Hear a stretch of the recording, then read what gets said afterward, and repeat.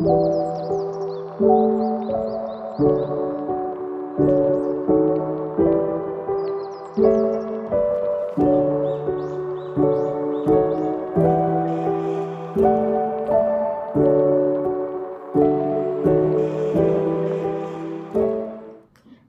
warahmatullahi wabarakatuh. Terima kasih untuk teman-teman yang sudah mengklik video ini. Nah, pada kesempatan kali ini saya akan menjelaskan tentang populasi dan sampel serta teknik pengambilan sampel.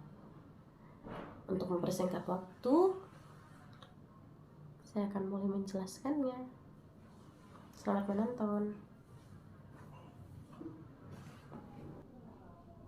Pengertian dari populasi dan sampel. Populasi merupakan wilayah generalisasi yang terdiri dari objek atau subjek dengan kualitas dan karakteristik tertentu. Sedangkan sampel adalah wakil dari sebagian populasi yang memiliki sifat dan karakteristik yang sama, bersifat representatif dan menggambarkan populasi, sehingga dapat dianggap mewakili semua populasi yang diteliti. 1. Probability sampling.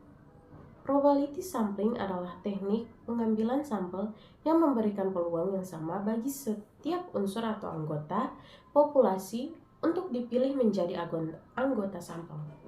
Adapun beberapa kelebihan dari probability sampling. 1. Mengurangi bias sampel. 2. Mengatasi populasi yang beragam. 3. Membuat sampel yang lebih akurat. 4. Hasil penelitian lebih reliable. 5. Dapat digunakan untuk membuat kesimpulan dari populasi. Adapun kelemahan dari probability sampling ini. Yang 1. Memiliki tingkat kerumitan yang lebih tinggi daripada non-probability sampling. 2. Membutuhkan waktu yang lebih banyak. 3. Biasanya membutuhkan biaya yang lebih mahal. Adapun dibagi lagi menjadi beberapa probability sampling. 1. Simple random sampling. Pemilihan sampel secara acak atau random berdasarkan teori probabilitas. Metode pengambilan sampel ini mempertimbangkan setiap anggota populasi membentuk sampel berdasarkan proses pengambilan sampel yang tetap. Misalnya, dalam populasi yang memiliki 1000 anggota, setiap anggota akan memiliki peluang yang sama, yaitu sebesar 1:1000 untuk dipilih menjadi bagian dari sampel. Contoh sederhananya yaitu di suatu acara atau event yang populasinya ada 40 orang. Dengan memiliki kupon yang dipegang masing-masing, akan ada 15 orang yang mendapatkan sebuah hadiah smartphone. Nah, dalam hal ini kita dapat melakukan teknik pengundian untuk memilih 15 orang yang akan mendapatkan smartphone tersebut. 15 orang ini merupakan anggota sampel. Kedua, stratified random sampling. Anggota populasi dikelompokkan berdasarkan startanya atau tingkatan, misalnya tinggi, sedang, dan rendah. Kemudian dipilih sampel yang mewakili masing-masing starta atau tingkatan. Contohnya dari 1000 populasi pemilih pada pemilu akan dipilih atau diambil 100 orang sebagai sampel berdasarkan usia pemilih secara profesional. Ketiga, systematic sampling.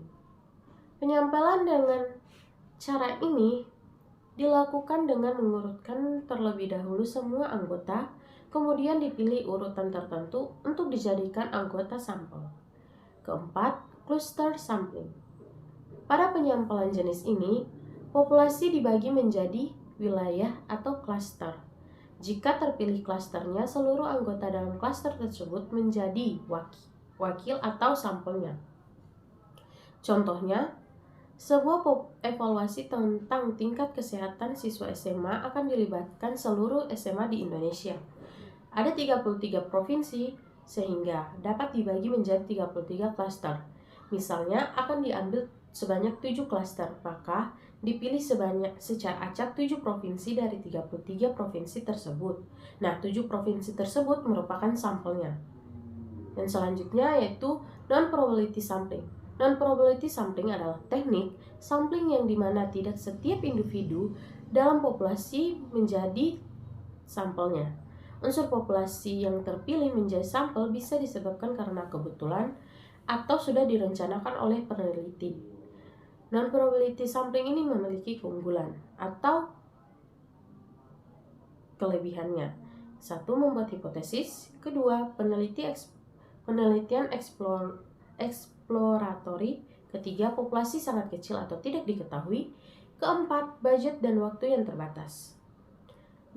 Ada juga beberapa kelemahan dari metode non-probability sampling. Satu, keterwakilan populasi tidak diketahui. Kedua, sulit untuk memperkirakan bias sampel. Ketiga, hasil penelitian tidak dapat diukur tingkat kepercayaannya.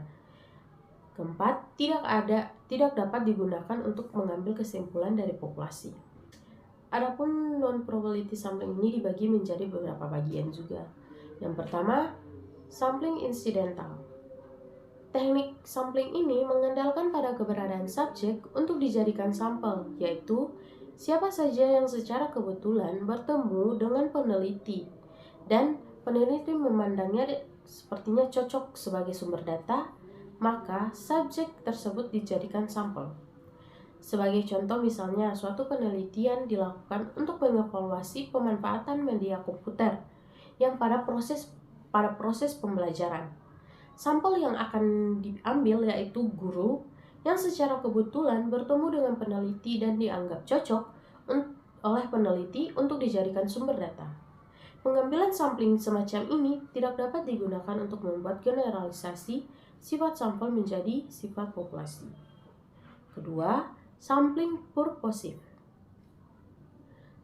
Teknik penentuan sampel berdasarkan pertimbangan peneliti atau evaluator tentang sampel yang paling bermanfaat dan representatif. Terkadang sampel yang akan diambil ditentukan berdasarkan pengetahuan tentang suatu populasi, anggota-anggotanya, dan tujuan dari penelitian.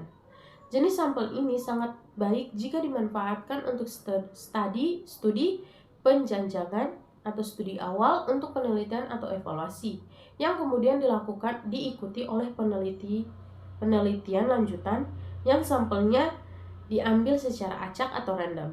Contohnya, suatu evaluasi dilakukan untuk mengevaluasi pembiasaan pola hidup sehat yang digunakan di SLB atau sekolah luar biasa tunarungu. Dalam hal ini, sekolah-sekolah yang dijadikan sampel diyakini SLB yang ditetapkan sesuai dengan tujuan evaluasi.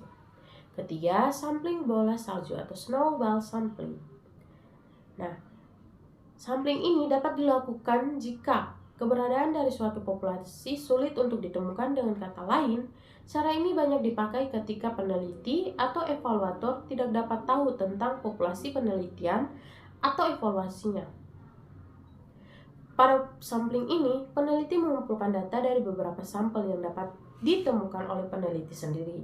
Selanjutnya, peneliti meminta individu yang telah dijadikan sampel tersebut untuk memberitahukan keberadaan anggota yang lainnya yang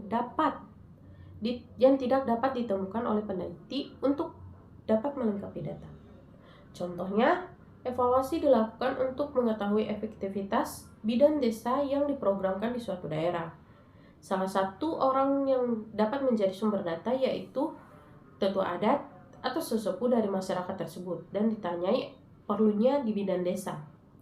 Selanjutnya, tetua adat atau sesepuh tersebut menjadi sampel di mana untuk memberikan informasi tentang keberadaan anggota masyarakat yang lain yang dapat dijadikan sebagai sumber data. Dan terakhir, kuota sampling. Kuota sampling adalah teknik untuk menggunakan semua anggota dalam populasi seketika memang jumlah sampelnya kurang memenuhi. Namun, semua anggota populasi tersebut benar-benar harus sesuai dengan kriteria. Contohnya, seorang peneliti ingin mengambil sampel mahasiswa dari beberapa fakultas di suatu kampus. Maka, peneliti dapat menentukan proporsi jumlah mahasiswa dari setiap fakultas yang akan diambil sebagai sampelnya.